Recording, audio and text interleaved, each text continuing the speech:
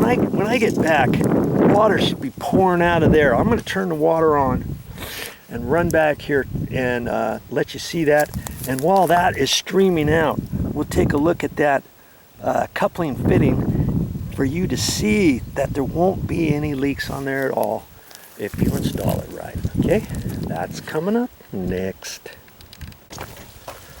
Okay, see? There it's coming right out there.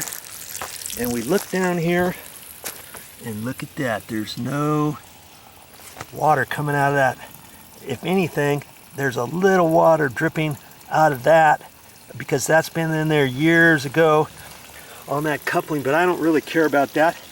It's only a little bit, and if anything, it's going to help water this plant here, okay? So I know nothing is coming out of there, so I'm going to run back and turn that off, put that dripper back on there, okay?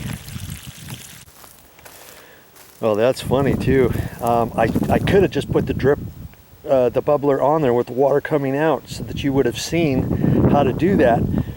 If you're ever doing a repair and you're checking things out and the water's coming out and you've got a plugged up bubbler and you want to fix the bubbler and take the old bubbler off and put a new one on, you can do that with the water still on for the drip irrigation. Okay, but since I turned the water back off, I'm going to go ahead and backfill all this stuff up and leave this one piece out. I'll turn the water back on so you can see that I can in fact put that bubbler on the end of that with the water going. Okay, so I'm going to take all the dirt that I had and before I did it, you see here all this the landscape bark she's got everywhere. Before I dug that out, I slid the bark over before I piled up the dirt on both sides. Then when you get all done, you can push all the dirt back in, and then you can rearrange the bark as best you can, because the idea is when I get done, I don't want anybody to know I was ever here. Do you see what I mean? So when initially I tried to find some other drip bubblers to see if there was anything else for this bush. I got down on my hands and knees. I pulled all the bark away from it and I kind of did some trimming. So I want to push all the bark back around here, make it all look nice. Take out all the roots. Look at all the roots that I had in this area. I think there was an old plant right here too, and maybe that's why they had 2 or 3 different bubblers in this area, but there's no plant there now. So I'm gonna clean all this stuff up and backfill it properly and all that kind of stuff so that you can see what it looks like, you know, on how you should leave things when you get done. Then what I'm going to do is put the bubbler back on. I'm going to shove that into the bush, and I'm going to leave it up inside the bush a little bit. There's no need at this point to run it down below and see. Years ago, this is what they used to do. They used to take a little stake like this, okay, and push that down, and then they would slide the pipe down to whichever little hole it fit on, and then they would tie it down and do that, and you would push this down into the landscaped area, and this would be up off the ground a little bit. As it was, I had to dig a little bit to find this because it was all covered up with bark and stuff that gets shoved in there later on. But now I'm just gonna save all the parts that I didn't use, put in my bag of goodies and stuff, and I might end up using that later somewhere. But for here, I'm just gonna rearrange it up in there when I get done, so it's up inside the bush and where it's poked properly, so it can just be dripping from there. See what I mean? All right. Stick around so I can show you a little bit more. The more you watch, the more you learn. Okay, got the water back on, and I'm just gonna put this bubbler on here.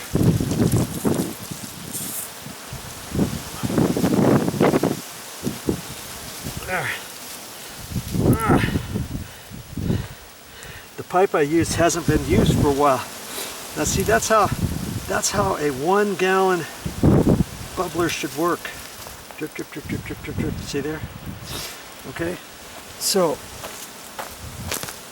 now all I have to do is get it underneath that bush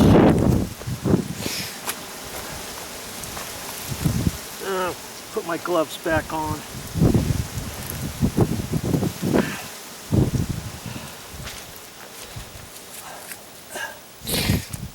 And I think that's going to be enough, because like I said, there is in fact another bubbler under here. Okay, so now I can put it up in there, and the other bubbler is just right over in here, and so this one is long enough. I'm going to just pooch it up.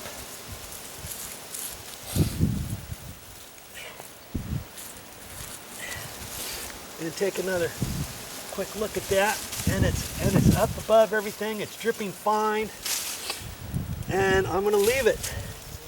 And you know, that other dripper that I was seeing,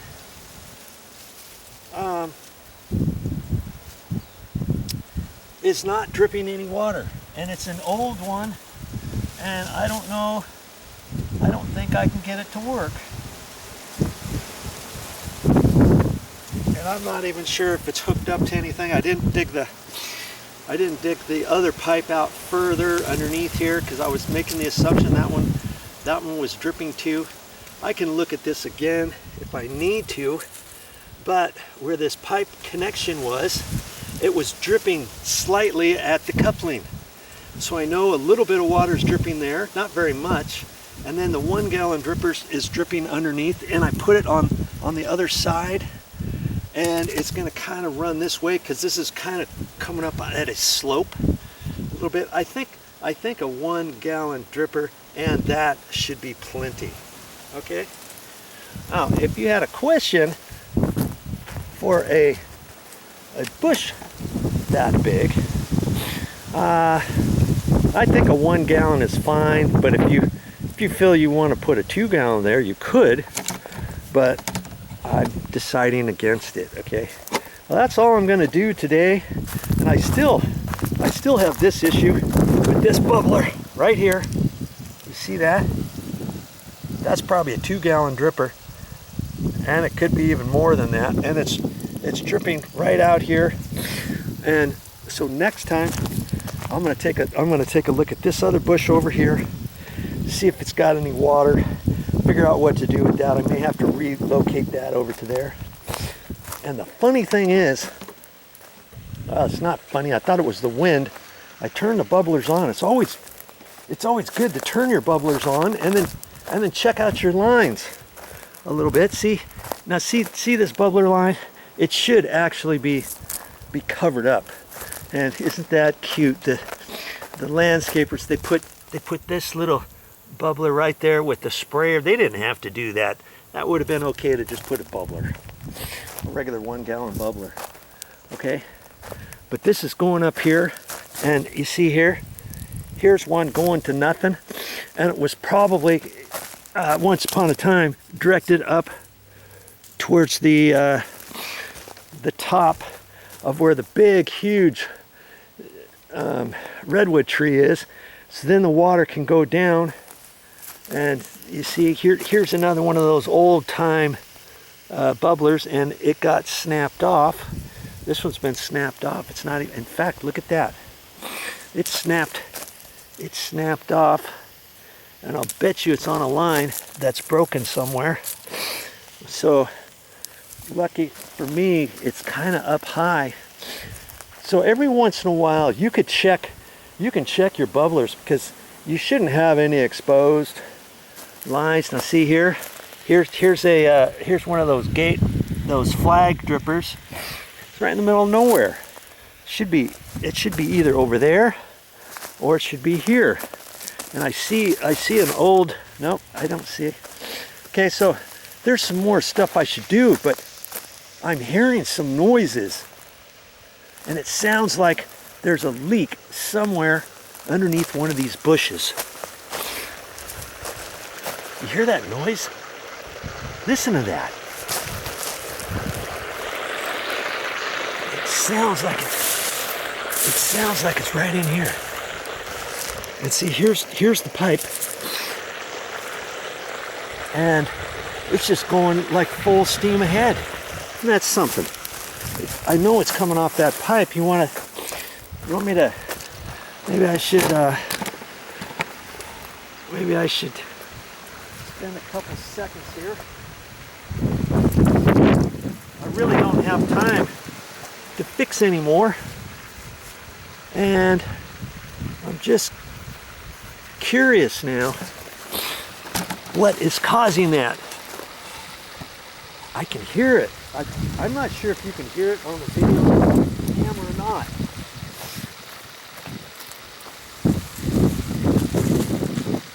Let's just see, the line is right, it's just right here.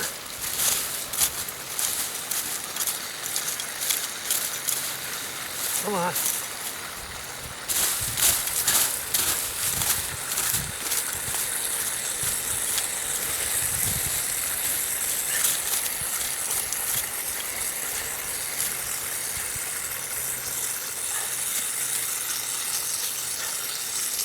Ah, it's right here.